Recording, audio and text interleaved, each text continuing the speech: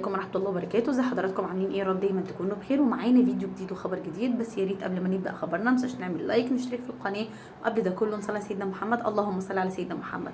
خبرنا النهارده بيتكلم عن هشام كوك، وطبعا الاستوريات اللي عمال ينزلها من تركيا، وان هو كمان رايح عمره، وان هو سعيد جدا وحلاوه البدايات والكلام ده. وطلعوا طبعا والد زوجته طليقته يعني واختها، واتكلموا وقالوا ان هي مظلومه وان هي ترفع دعاوى قضائيه على الناس اللي جابت في سيرتها. وبعدين هو حط ستوري وقال واتكلم وعرض نفسه لموجه كبيره جدا من الانتقادات، لان الناس قالت له يعني كان ليه مكانه خاصه عند الناس ولكن انهارت، وحتى مهما كان في بينك وبينها ايه، او حتى لو هم طلعوا اتكلموا كان واجب انك تحافظ عليها، لان دي في الاول وفي الاخر ام ابنك.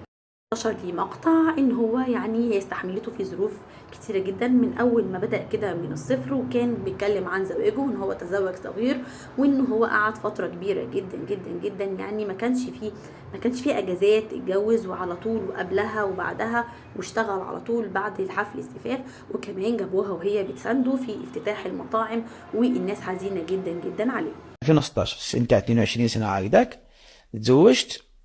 انا تزوجت بالجمعه بالحد خدام.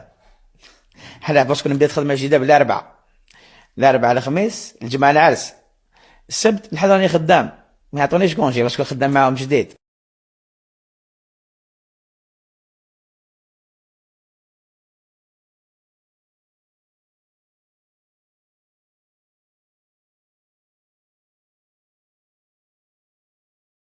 هي بالتحديد، وكمان خرجت اشاعات وقالوا ان هي دخلت المستشفى، ولكن اختها طمنت الناس وقالت لا، ان هي ما دخلتش المستشفى ولكن حالتها النفسيه سيئه جدا، ربنا يكون في عونها.